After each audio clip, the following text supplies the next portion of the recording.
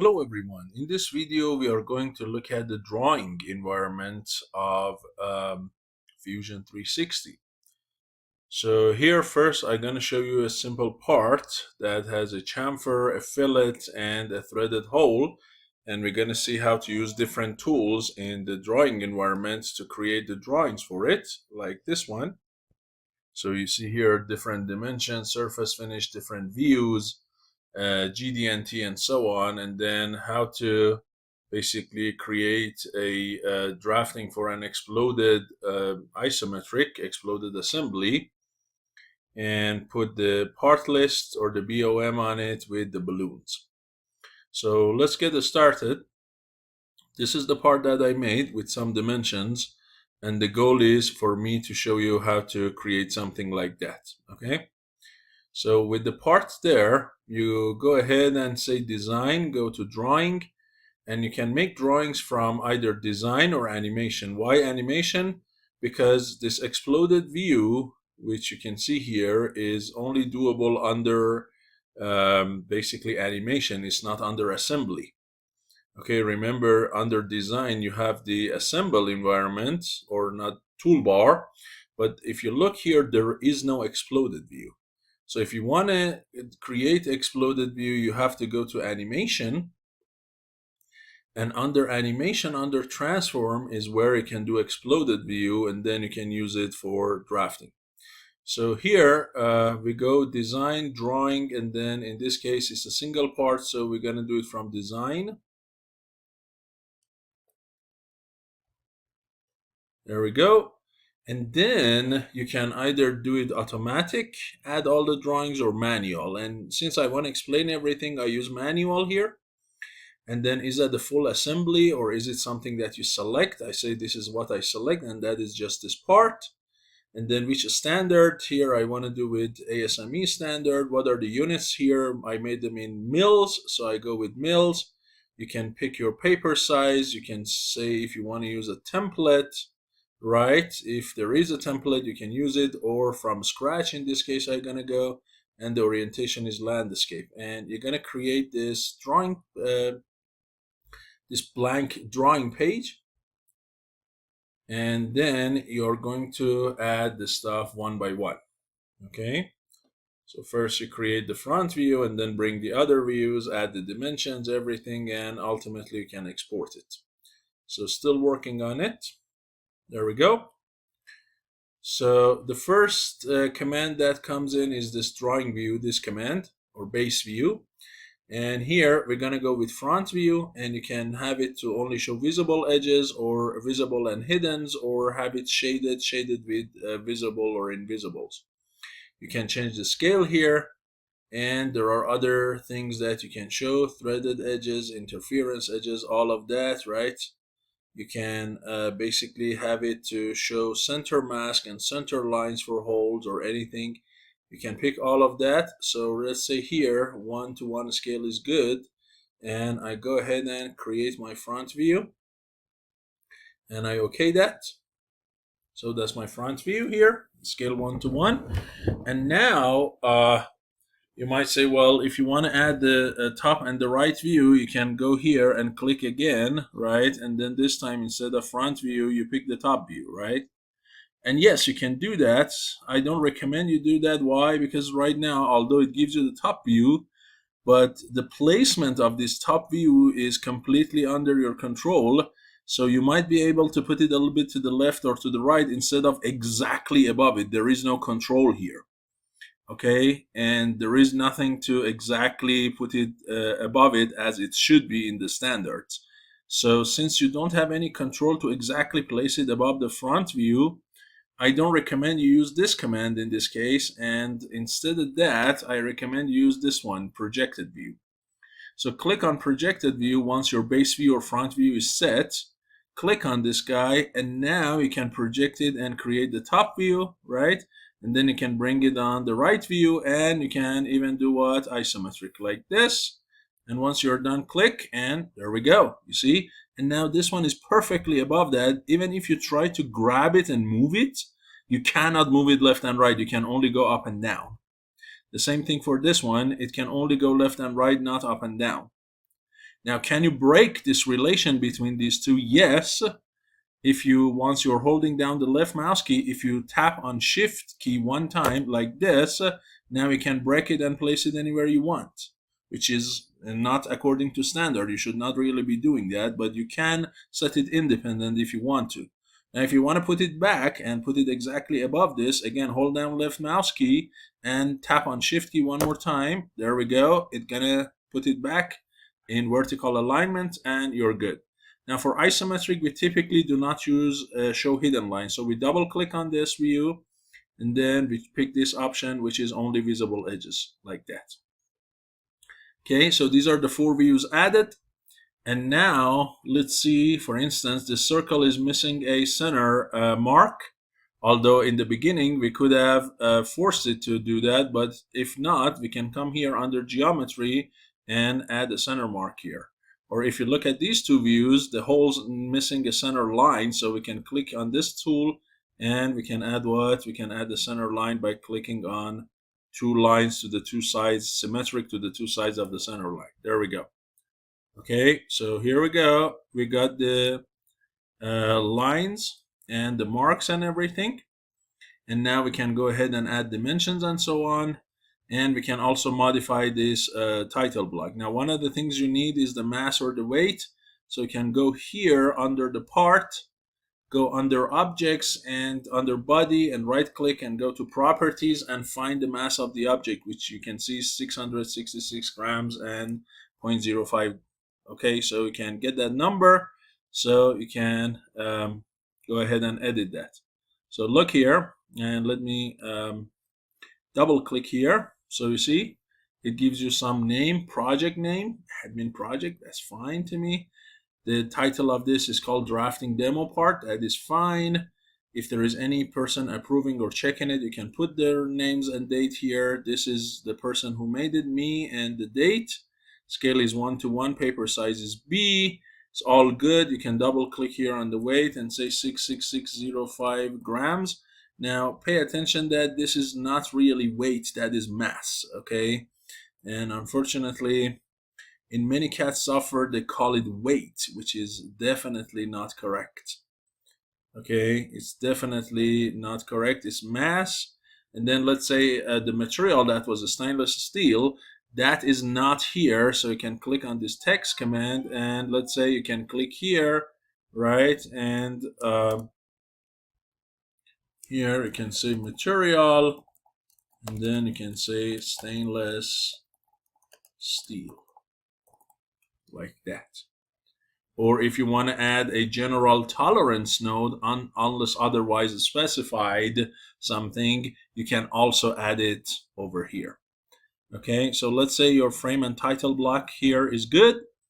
Now you go back and start adding the dimensions. So you click, and under dimensions, there are different types of dimensions that you can do. This one, typically, this general dimension one is the one that is kind of applies to all different scenarios. So if you use that, it can cover most of these. So if I click on this, now we go here, we pick this length of the block, then we pick the height of the block and the depth of the block. So the first 3 major dimensions are added, right? And then now you want to put dimension for this radius of the fillet here. So just click on it and there we go. Now, when it comes to chamfer, unfortunately, there is no chamfer command in Fusion like SolidWorks.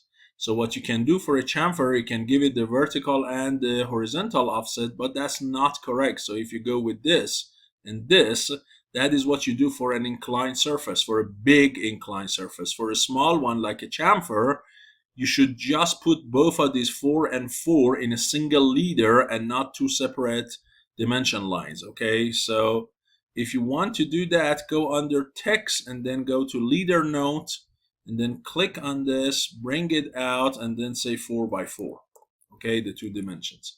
This is the standard way to do it in ASME. That's the chamfer. Now, the next thing we do is the hole. So we need to provide the location of it as well as all the other information like what thread it is, what's the depth of the hole. You might even provide the diameter for the drill bit, or you don't have to, and maybe a class of tolerance or anything. So if you want to put those notes for the hole, you can go here under text and you can pick this one, hole and thread note. And this one does it all in a single leader. So just click here, go there, and look, there we go. This is M6 by 1 hole and tolerance class 6H. The depth is 10 and the diameter of the drill bit is 5.035 mil. Done. Okay, you do not need to add anything else. One single thread basically annotation is enough. That's all you need to do. Now, of course, you need to provide the location of that. So you click back on this and you click on the center and then this edge and you provide this distance, right? And then you repeat that, click here, click there, and there we go. Okay, so now the location of the center is also perfectly known. So you provided all the dimensions. Now, if you want to do GD&T, these two dimensions are going to be basic dimensions. So you double click on them. And here you see you can make a different dimension, a reference dimension, which is basically a redundant one that is just there for info. You can put underline, which means not to scale, or you can put it in a square, which means it's theoretically exact, or another name for it is called basic dimension. So here we go. And then you can do the same thing for this one. So these are basic dimensions like that. By the way, if you want to move a dimension, you see if I just click on the line of it, I cannot move it. But if I click on these points on the corner at the very end of the double arrow, you see I should be able to move that dimension line, the dimension text, I'm sorry. Okay, there we go. What else do you need to add? So if you want to do GD&T, you need to add datums and datum identifier. So you click here and then you click on this, and then let's say actually we typically go with the bottom surface as datum A. So here we click on this, bring it out, bring it, you put it anywhere you want. There we go, that's datum A. Then we repeat that. Let's say now once you put that there, then this surface on the back is datum B, right? And finally, this surface on the left is datum C. There we go. So I got my datums A, B, and C. And now another thing you want to do is now a position tolerance for the hole. How far the center of the drilled hole should be from the intended location of 16 and 24. And by the way, this is the origin of your datum reference frame. So for that, you need a geometric tolerance. So you click on geometric tolerance and click on this dimension. So it adds it below that, and the symbol that you need is clearly position.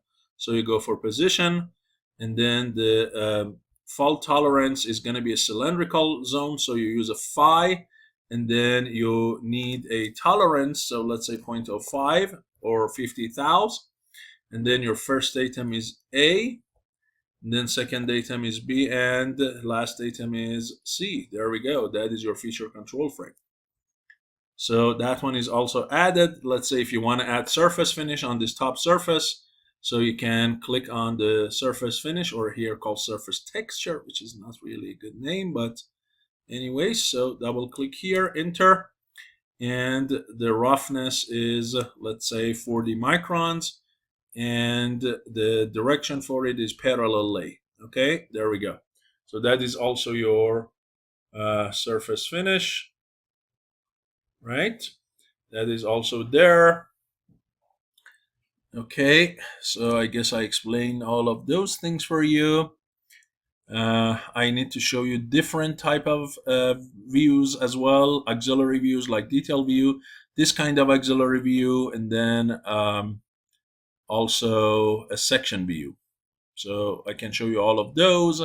And there are other types of views under create too. For instance, if you have a long break, a short break, if you want to do a breakout section view, there are all sorts of these different views that you can do under create. Under modify, you can only move and rotate. views under geometry. It's basically doing center line, center mark, edge extension. Under dimension, I showed you what you have. Under text, you have the note and the leader. Under symbols, you have the GD&T welding, taper, slope, and surface finish. For inserts, it's just pictures. And under table, you have the part list, you have the balloons, and so on and so forth. And finally, here you can export it. So this is basically all that you have. So let me show you the rest of it. And I guess after that, we are going to be good about the basics of drafting. And then I'll show you this exploded view as well as the balloons and the BOM, or bill of material, for it. So if you want to add a tolerance to any dimension, let's say for instance this one, if you want to add tolerance to it, just double click on the dimension text, and then here you see you have what? You have tolerances, and you can even do inspection for that. So if you want to do inspection, right, you can put it as an inspection dimension like that. So that dimension has to be inspected, or as I said, if you want to add the tolerance, just double click there and say tolerance, and then let's say the tolerance is symmetric, right? Or it's not symmetric, it's just with limits, and then plus minus what? 0.01, so you can do something like that. Or if those numbers are not the same, so here I say deviation. So the top one is, let's say, positive 0.03. The bottom one is negative 0.01. So you can also do that one as well. So this is how you add tolerances to the dimensions. Now let me show you the other views. So one of the views is the section view. So here I click on section view, and this is the parent view I want to cut. And then I want to go through the center of this hole all the way down. And in this direction, right? And enter. That should give me a section view, and I don't want any invisibles in the section view, and I okay that, and there we go. And these are all the hatching lines, and that is the section view. Okay, so you can add a section view like that. Or let's say, for instance, what do you want? You want an auxiliary view, so you click on auxiliary view, you define the edge, and there we go. That's your auxiliary view here. Let me get this out of the way.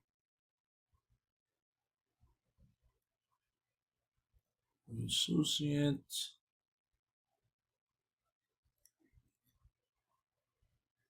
Okay. So if I can just move this out of the way. There we go. And maybe this one a little bit. There we go. Okay, so that's your auxiliary view. This is your section view. Let's say you want to add a detail view, you can do that as well. So here is detail view. Let's say you want to create a detail view here. You select the parent view, you select the center, you select the radius, you bring it down, and again, let's say just visibles, you okay that, and there we go. That's your detail view. Okay, and if you have a long object with repeated pattern, you can do break view, you can do breakout section view. There are lots and lots of things that you can do. Let's say I want to do a breakout view on this one. So I select the view, right? And then you have to create a cutting profile. Let's say that is my cutting profile. And I'm done. And there we go. You see, it did cut through that view, and it also cut through the isometric. Okay, so this is what, this is also a breakout view. So these are all of the different things that you have. And now that we have seen all of this, let me show you what, let me show you the bill of material and the balloons like this one.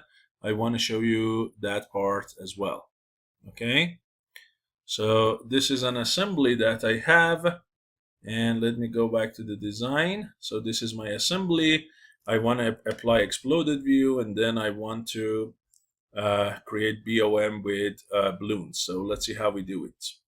So here is that assembly, and now I go to animation, And under animation, I can apply exploded view. You see it's already applied, but remember you can go under transfer, although I make a future video very soon on animation. And then you can apply exploded view at all levels, right? And here it is already, you select the whole thing, and this is the exploded view. Once it's in exploded view, now you can say animation, go to drawing, and then say from animation. Since this is exploded, the drawing will also be in exploded view. And you can just do an isometric view and add it. Okay. And then you can add the part list or the BOM basically. And once you do the part list, automatically the balloons will be added to your BOM. So here, let's say the scale is 1:1, and this is the part, the assembly, I'm sorry, or the parts. Okay, we okay that. There we go. And here you see they are shaded. If you don't want them shaded, you can just do visible edges, something like this. And now you go to table, and then you go parts list. And there we go. You see, as soon as you create that, then the parts are numbered with balloons, their quantity are there, the parts number are there, and the material that we have applied. So that is your what? That is your part list. Also under tables, you can add bend table for sheet metals, hole table if you have several holes in the part, and so on. And once everything is done, you can always go to export, and you can export your file as a PDF, DXF, DWG, or CSV. Okay, and most common one is probably the PDF file, right? Then you can have it open it for you, and you can say write the current sheet and go ahead and export it for me to here. You can call it BOM and balloons drawing. So it will create that, something similar to this. There we go. And you have your drawing for the exploded assembly. So hopefully this video was useful to you, and I'm gonna see you in the next lecture. Thank you.